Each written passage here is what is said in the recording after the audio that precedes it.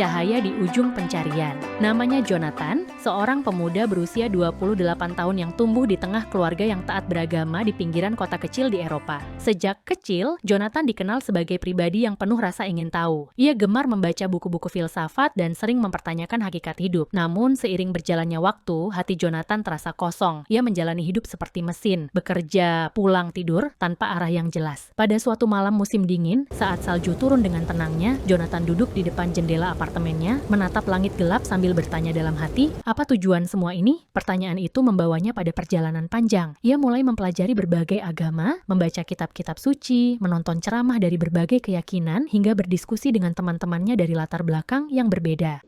Can Christians refer to their gods or the God?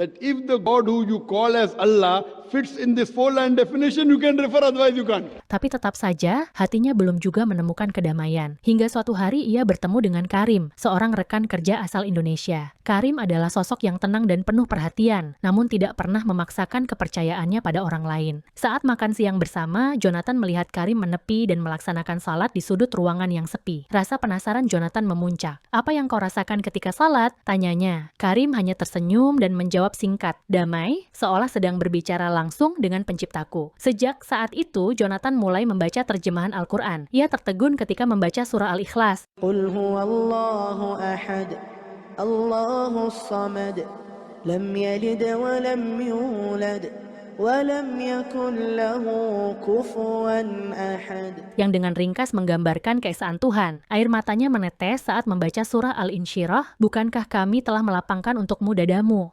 Alam nashrah laka sadrak, wa wada'na 'anka wizrak. Beberapa bulan kemudian, di sebuah masjid kecil yang hangat di tengah kota, Jonathan mengucapkan 2 kalimat syahadat. Asyhadu an la ilaha illallah wa asyhadu anna Muhammadar Rasulullah. Tangis haru mengalir di pipinya. Namanya kini adalah Yusuf Jonathan. Perjalanan Yusuf tak berhenti di sana. Ia mulai belajar membaca Al-Quran, menghadiri kajian Islam, dan memperdalam pemahaman tentang tauhid. Meski banyak tantangan, terutama dari keluarganya yang sulit menerima keputusannya, Yusuf tetap teguh karena ia telah menemukan kedamaian yang selama ini ia cari. Kini, Yusuf menjadi relawan di pusat dakwah lokal, membantu orang-orang yang tengah mencari jalan seperti dirinya dulu. Baginya, menjadi mu'alaf bukan akhir dari pencarian, tapi awal dari sebuah kehidupan baru yang penuh cahaya.